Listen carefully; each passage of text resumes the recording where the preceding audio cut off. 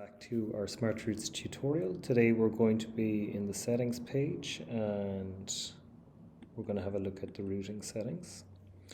So we've looked already at zones and how powerful they are for territory management and assigning work out to vehicles or to drivers.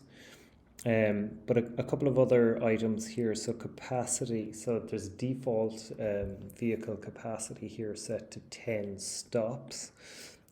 So you might want to increase that if you've got likely have more stops. Maybe you've got on average 50 stops, so you might want to set that as a capacity so it can't go beyond 50 stops in a day.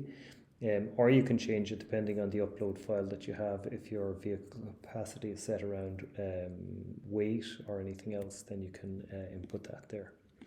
Load balancing is an excellent tool if you have multiple drivers on your routes at any one time, that you might want to balance the routes out and the stops out so that they get an equal workload and ideally they all arrive back to depot at the same time.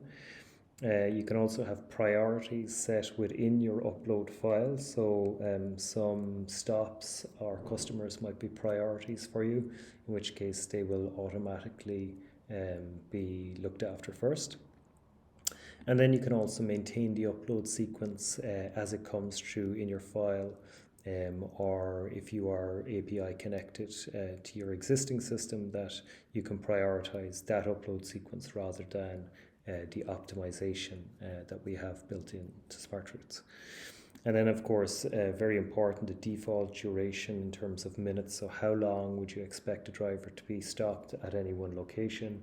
In most cases that might be just about 5 minutes, but if they are doing servicing or repairs or installation, then that might be set up to 60 minutes or beyond. So really important that you get that one right. Distance, of course, can be in kilometers or miles, and the country, here we have it set to United States, and you can change your depot address also if you wish.